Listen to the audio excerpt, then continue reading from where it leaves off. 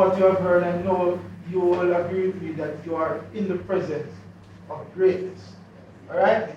So, without further ado, I want you to join hands and help me to welcome a rounding, resounding round of applause, Mr. Harrison, Mr. Dormah B. Harrison, our lecturer of small scale. All right, thank you for being here. I gather that you spent the night working. But work is good. Work is good, work is good, work is good.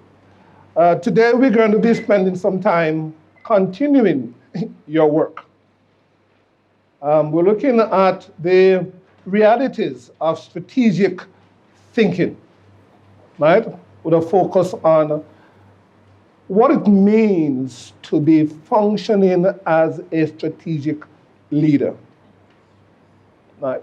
Now, you might say that I am not yet there as a strategic leader, but the fact that how the thing is structured, if you don't understand what the strategic thinkers are thinking, then you cannot do your job at the operational level, right? So we're going to be spending the time going through that and looking at that. So here is what I want for us to be focusing our time with. So the presentation itself is aimed at not necessarily teaching you, but the exchange of views. And feel free at any time that you want to interject and comment to do so, right?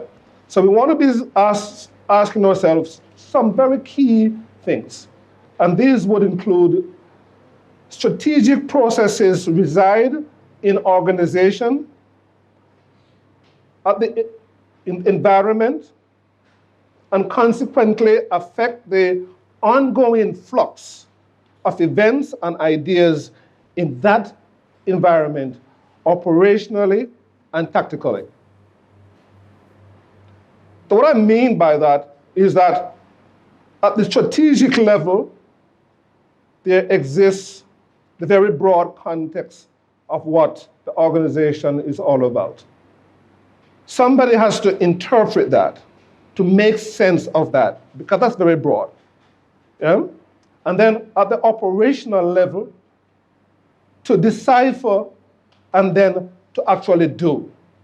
Now, the tactical part of it is what we refer to as, the everyday, the bread and butter of what we do. So we're looking also at the approaches to strategic thinking, and by emphasizing the processes that go through in planning to execute those things. We want to focus too on what trigger those strategic initiatives within the organization, what trigger them. Because you might well be doing something very well, something happens that change your focus. And so the trigger, what is it that trigger that strategic thinking? Could be a policy shift. Right?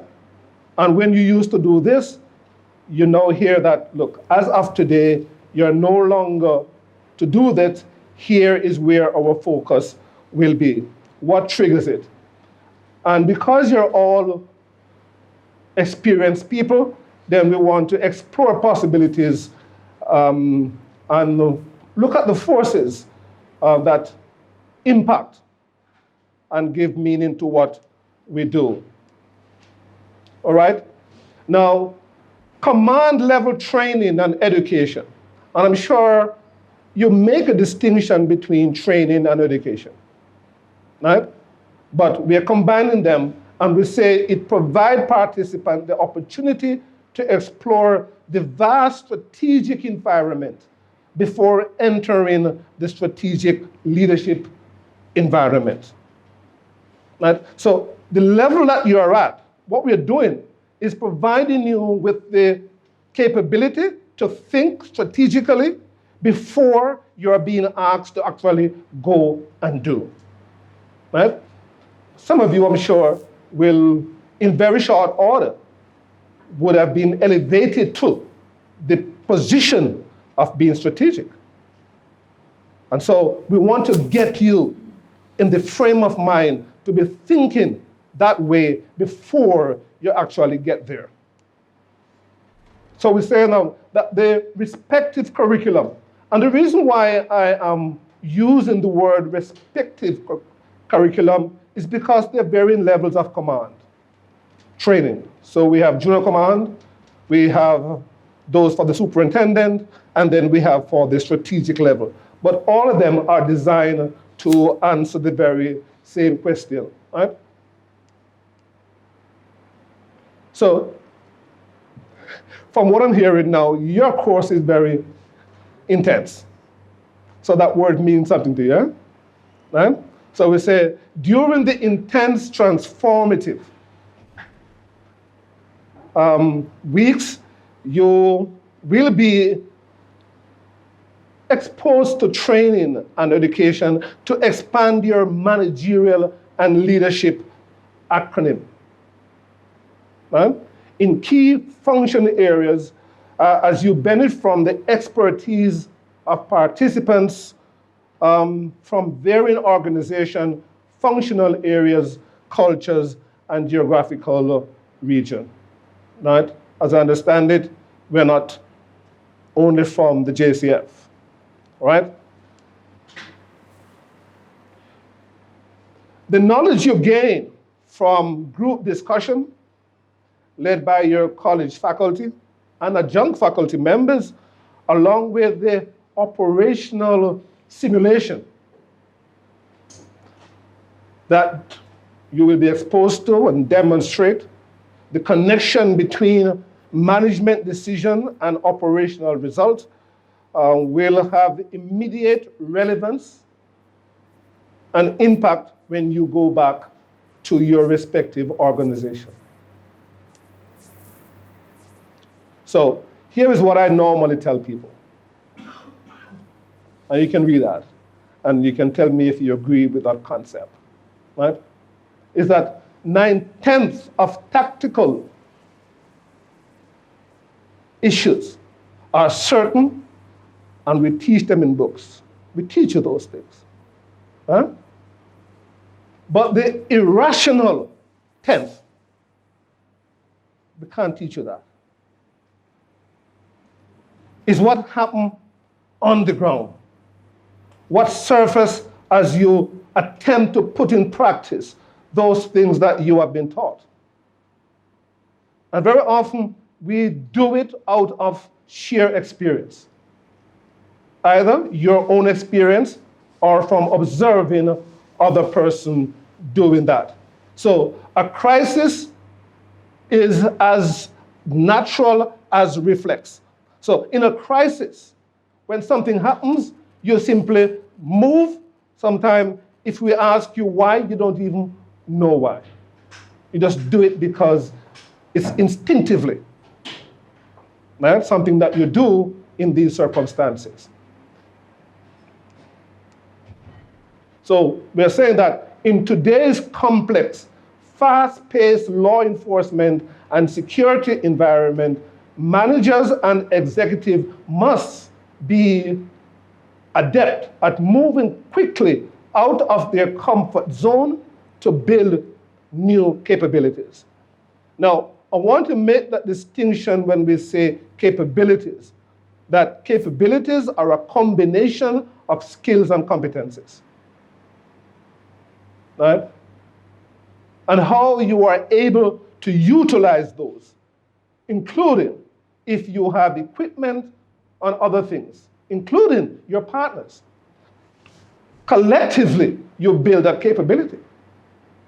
So your skill, my skills, my experience, the equipment they have, allow us to have what we call capability.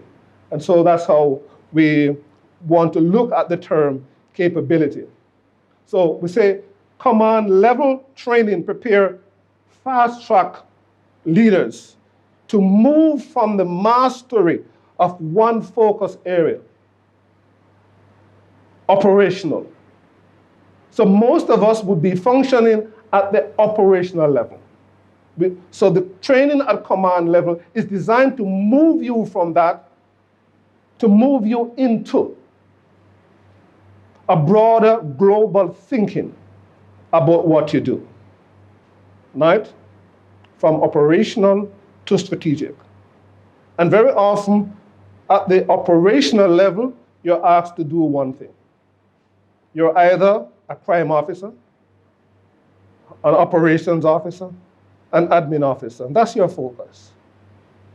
When you become strategic, we are being asked now to combine and to fuse those thinking to make sense when you make decisions. So we're talking about managerial and executive flexibility and processes within that organization. Your ability to integrate function and processes within that organization. How flexible are you at doing that? And secondly, we want to talk about the effectiveness in performance, in function of the manager and executive flexibility, right? So the flexibility emerged from the integration of cognitive behavior and your dispositional characteristics.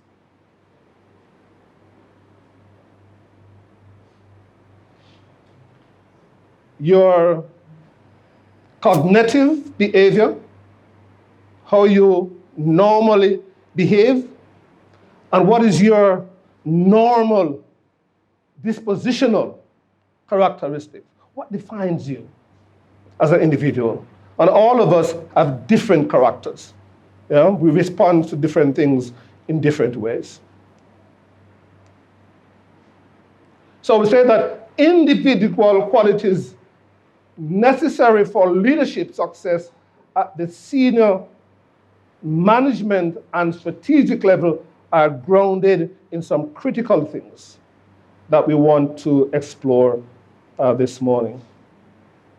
So we're talking about higher information processing demand. Higher information processing demand.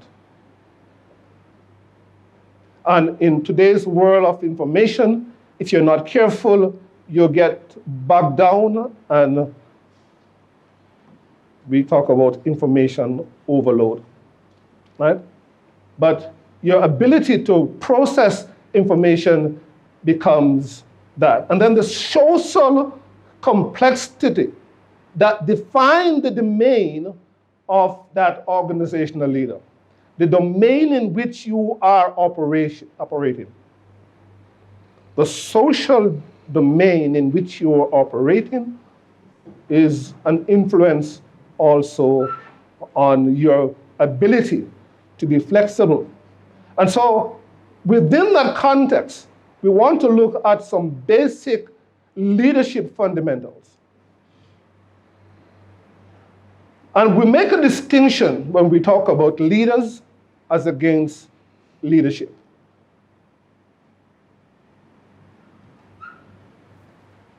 And leadership resides at all levels. But leaders are positional for the most part, right? So a leader is anybody who, by virtue of assumed role or assigned responsibility, aspires and influences people to accomplish organizational goals. So that's the definition we want to give to that person who we call a leader. And for most of you, it's going to be assigned responsibility. You have been assigned the responsibility by virtue of your rank, by virtue of the position that you have been given. So I'm talking about that. So leaders motivate people both inside and outside the chain of command to pursue action, focus thinking, and shape decision for the greater good of the organization. So you cannot talk about leadership in its best context without talking about the betterment for the organization and the people themselves, right? So leaders sometimes can be bad leaders, but they're leaders. But for us, we are always focusing on the greater good of the organization when we talk about leaders. So by definition, an enduring expression for leadership has been be, know, and do.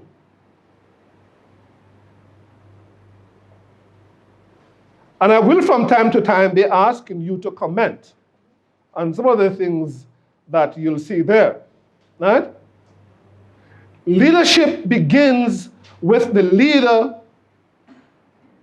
and what that leader must be. The values and attitude that shape your character. Well, the values that shape your character. So it may be helpful to think of these as internal and defining qualities possessed at all times.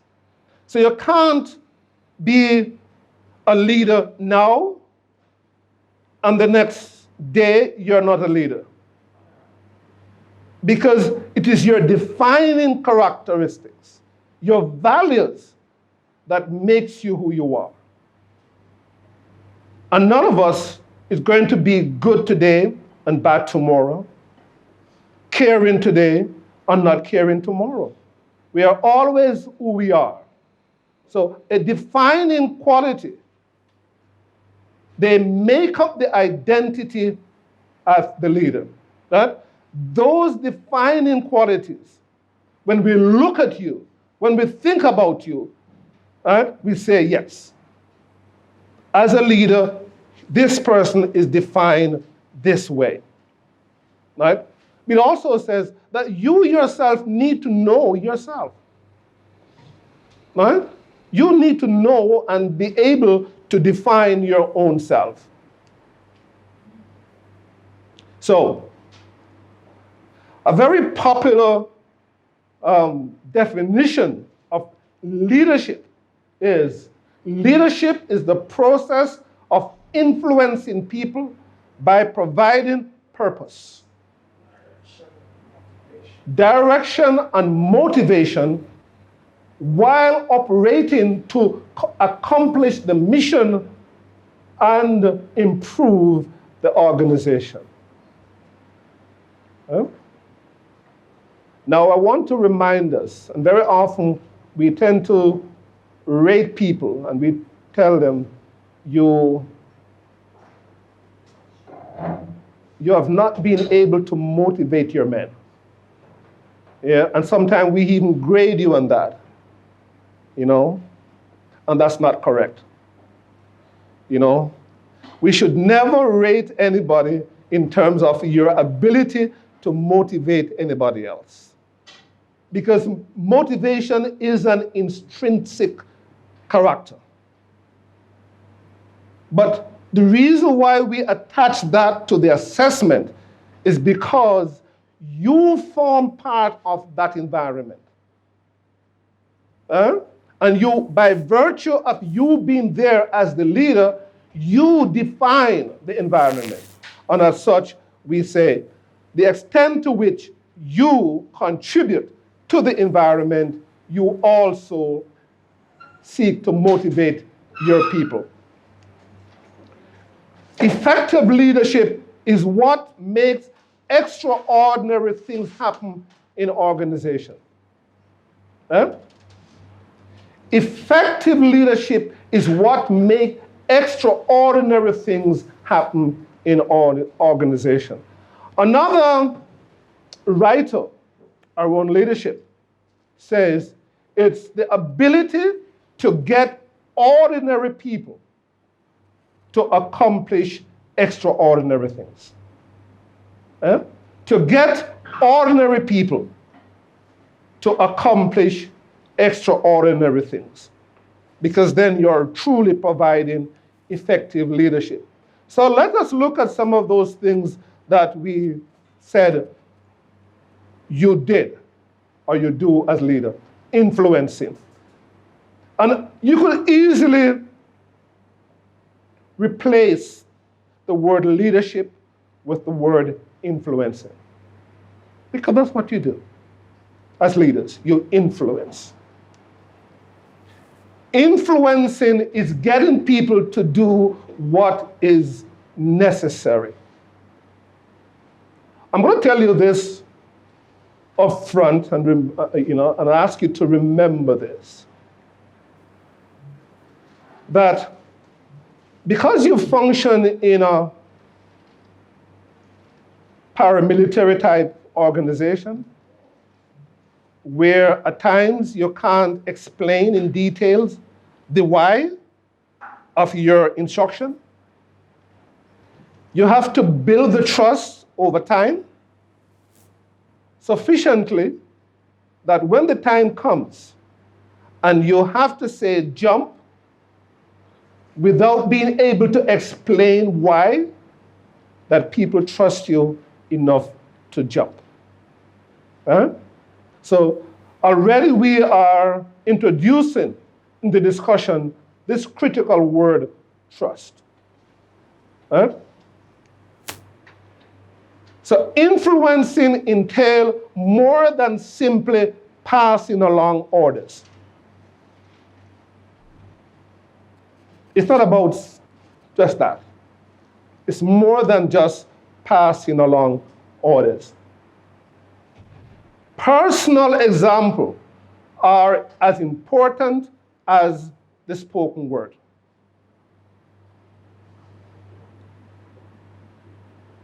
So very often, people are influenced more by what they see you do more than what they hear you say. And so most of you would be very familiar with the word, do what I say, but not necessarily what I do. And that's the wrong aspect of it. If you're going to be that model for what you want people to be doing, then the example has to come from you.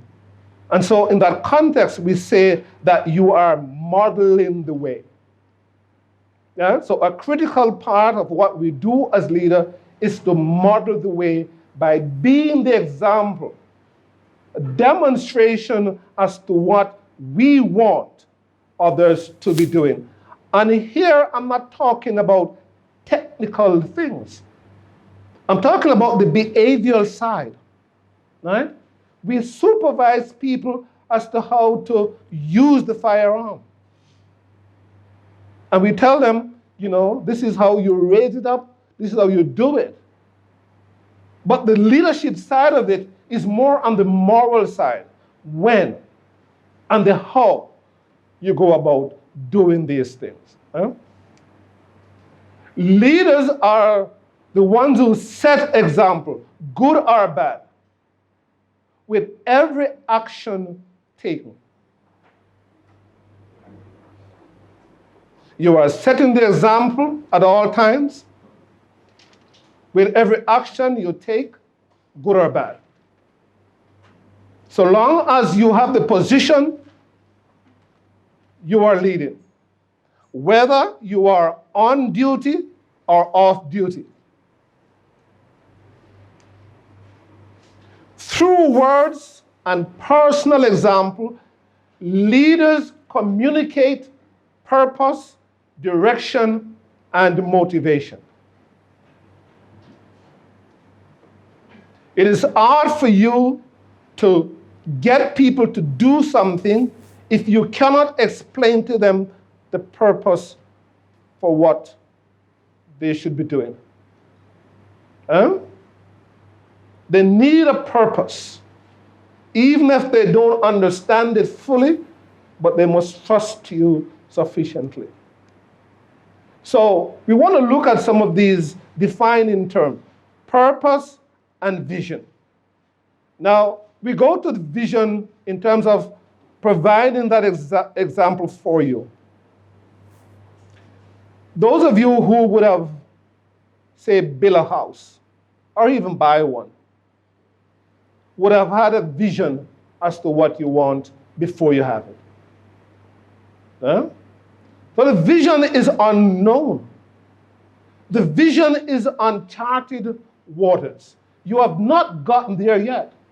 It is someplace that you are moving to. Right? And so your ability to get somebody to follow you in the unknown is the extent to which you are defining yourself as a leader. Your capability to get me to do something that hasn't been done before is taking me towards that vision. And I can only follow you if I trust you. Purpose gives subordinate the reason to act in order to achieve that desired outcome. Right? And with that saying, we introduce to you that term of being able to communicate what is it that you want people to be doing. So leaders should provide clear purpose for their followers and do that in a variety of ways. Leaders can use direct means of conveying purpose through requests or orders for what to do. As a leader, even in a military, paramilitary organization, you know you're not doing very well if everything that needs to be done has to be an order. Huh? If every time your people must move and do something, it has to be by way of an order, you know that something is not right. Sometimes it's going to be by way of simply requests. Vision is another way that leaders can provide purpose. And I cannot overemphasize the skill in being able to communicate that vision. Vision refer to an organizational purpose that may be broader or even less immediate. Right? It might have immediate consequence than other purpose statements. Less immediate consequences than others. So for you, a vision might be 2 years from now. You know? While a tactical action might be now, in 5 hours' time, a vision might, what is it that we want to accomplish in the next year, the next 2 years? And how do we work towards that? What are the activities that we do from day to day to accomplish that?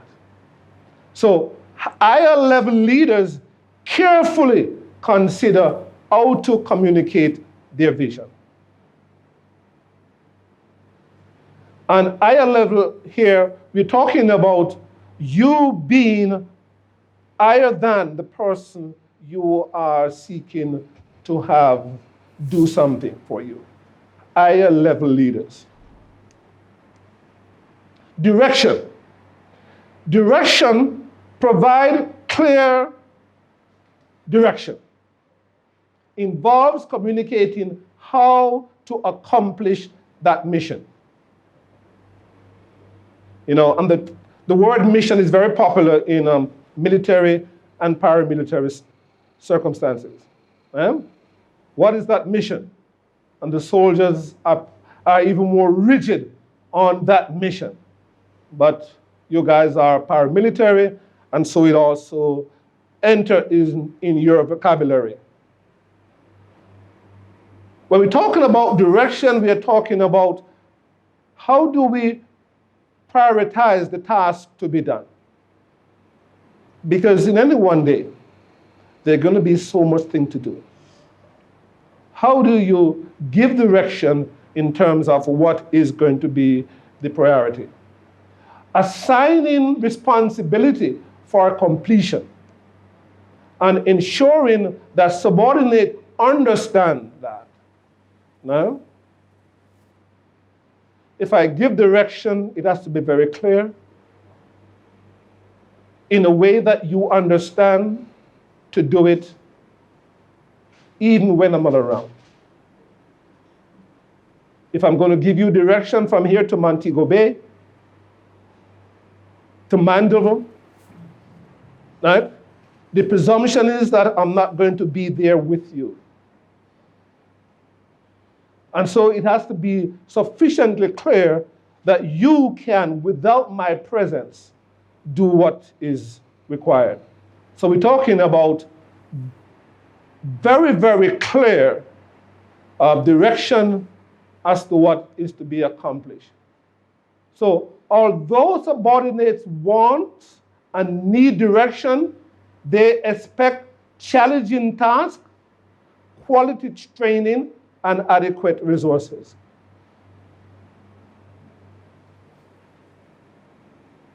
And so I said, it's hard for you to give me responsibility without authority. So authority become a resource in this context. If I am to accomplish something, then I need the authority to do it.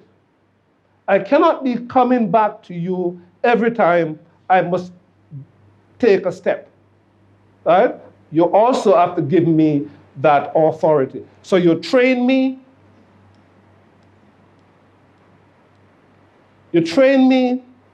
and you give me the resources to allow me to accomplish that, right? So we say subordinate should be given appropriate defining boundaries. And that's what we say to our subordinate. You are given the flexibility and the privilege within these boundaries to do that. And for most tasks that law enforcement officers do, your boundaries are defined by law. Now, they are defined by policies, they are defined by regulations, and so on. Because when we provide clear direction, it allows followers the freedom to modify plans and orders to adapt to changing circumstances. You know that as leaders, you send your men out to do something, there's nothing that says that the way you saw it yesterday is going to be the same today. Right? So while you sat down with them and you did all the planning, you know that you must give them the flexibility because things might change. And even at the very moment that they are about to execute, something might happen that require them to modify and adapt to the changing circumstances. Right? So in the same way that you ask your superior to allow you flexibility, you must also learn to do that to your subordinates. Directing while adapting to change is a continuous process. Right? And operational people know this very well. You're in the field, you're doing something, things are changing, you have to adapt to the ever-changing circumstances. If you take a situation where you are dealing with a mob, for argument's sake, and this one person is behaving a particular way, then suddenly that person moves out of the picture and a new person comes in with a different approach, you have to learn how to adopt. Right? So flexibility, as we spoke about earlier, become the order of the game for us in our type of operation. Motivation. Motivation supplies the will to do what is necessary to accomplish the vision. Motivation allows you to want to overcome obstacles. Now, what I tell people sometimes is that the human being is a strange character. We shy away from problems, but we gravitate towards challenges. Isn't that so? Amen. Mentally, if I pose a problem to you, you don't want a problem. You try to avoid problem. But if I give you a challenge, you want to demonstrate even to yourself that you can take it on and overcome it. Right? So what we do sometimes is, in our effort to motivate people, we communicate what would be a problem more as a challenge. Right? And that gives them the will to want to do that. And some of you guys are so good at what you do that your people are so motivated to make you look good. Huh? Their objective is to make you look good. Huh? You know, I tell this story all the while that when I was in command, I couldn't fail. I could not fail when I was in command. Just couldn't fail. 345 men were bent on making me look good. How are you going to fail? You can't fail because every time you make a mistake, somebody is going to try to correct it even without you knowing. Because their objective was to make you look good. Right? So you want to be able to motivate your people to want to take on the challenge of accomplishing that mission. Motivation comes from within, but is affected by others' action and words. Right? So even though it comes from within, right, it is influenced by words and action of person outside. Right? So we say it is intrinsic and we accept that. But as a leader, depending on what you say to me and how you say it, right, you can alter my motivation, you can alter my will. So here is the leader role in motivation. To understand the need and desire of the other. Sometimes we fail to appreciate what the other person needs. And our sole concern is the mission. Without any appreciation for the need of the person that we are asking to do the task. So I said, you need to understand the need and desire of the other person that you're asking to support you on that mission. To align and elevate individual drive into team and goals. right?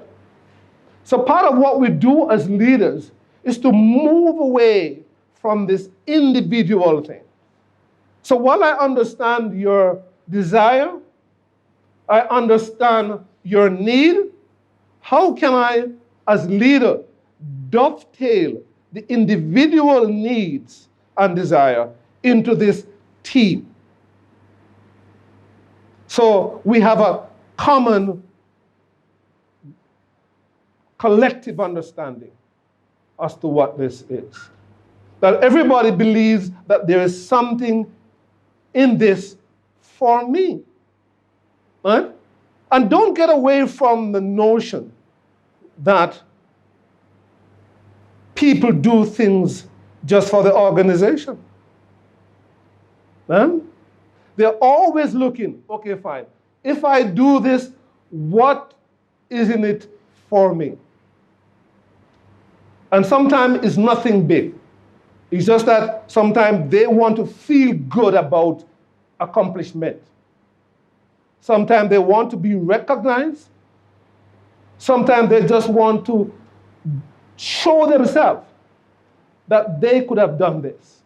Right? So we go back to the need and desire, and how do we fit that into the bigger picture? To influence others to accomplish those larger aims. Right? So we know the individual needs, we know their desire.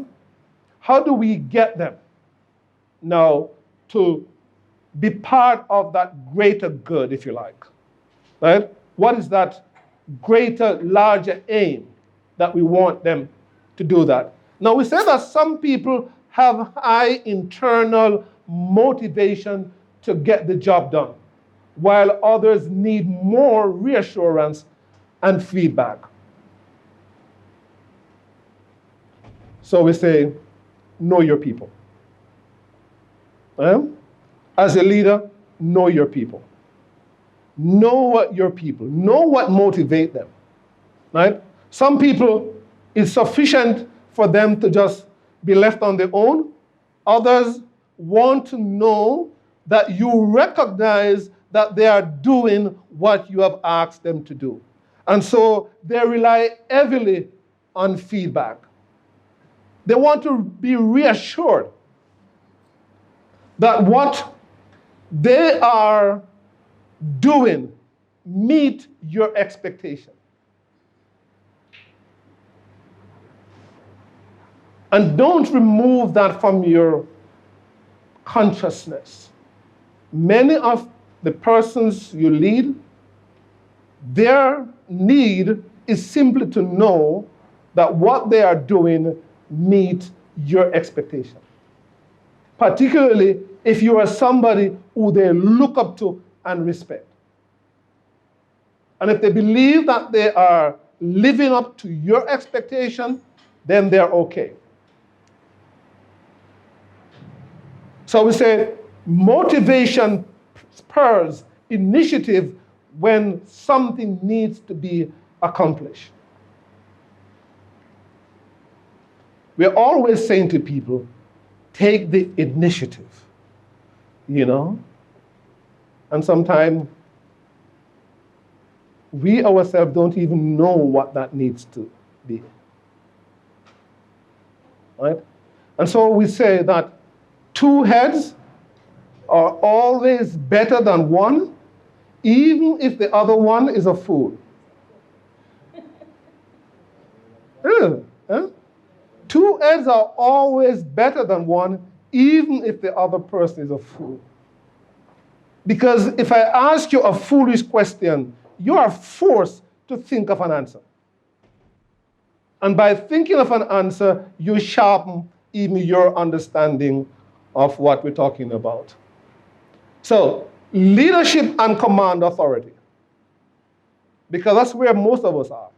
Leadership and command authority.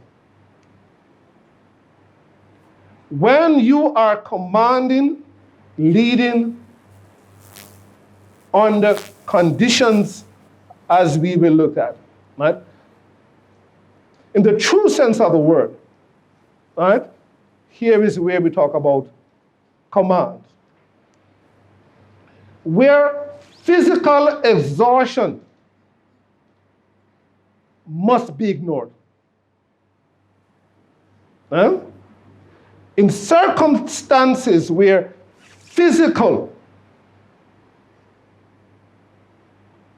exhaustion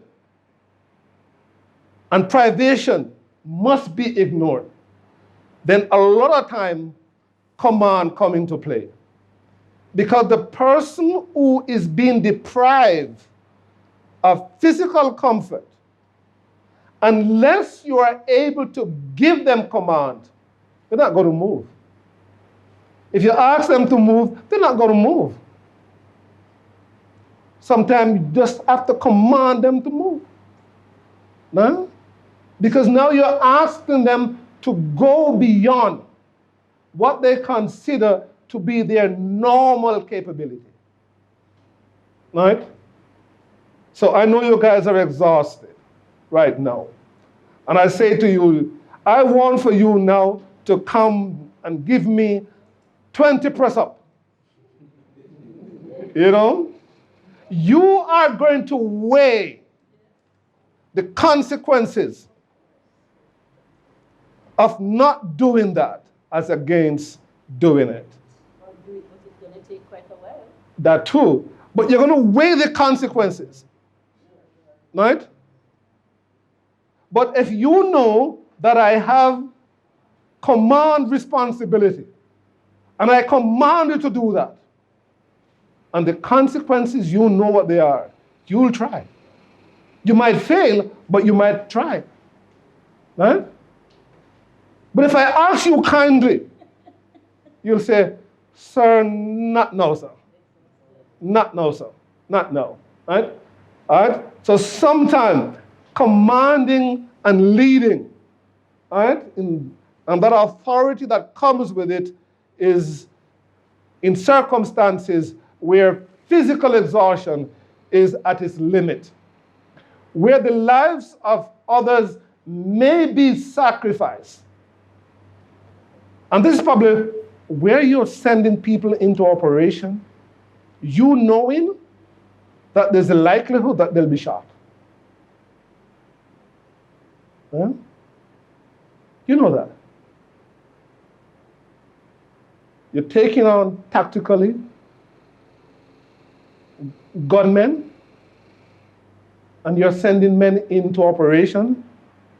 Sometimes you know that they're not adequately prepared mentally or with the right resources, but you're sending them in. And even with the right equipment, you know that they're likely to be shot. Right? You can't then ask a person to go in. How do you do that? Young man, I want for you to go in the building, but guess what? You might be shot in the process. You know? It is unlikely that he'll volunteer to go in to be shot. But your authority of command says to the person, go on in and do. Like the military, I'll give you a break in a while. The military knows sometimes that the mission to be accomplished will result in half the men being killed. And the men themselves know that half of them is likely to be killed. But the command is given still. And they all go. But each says, even though I know that half of us will be killed, it won't be me. You know? And so they go. But you have to give that command knowing that you are sending your men to their death. Now, that's not an order. It's not a request. It's a command that you give those persons. All right? let's take a break.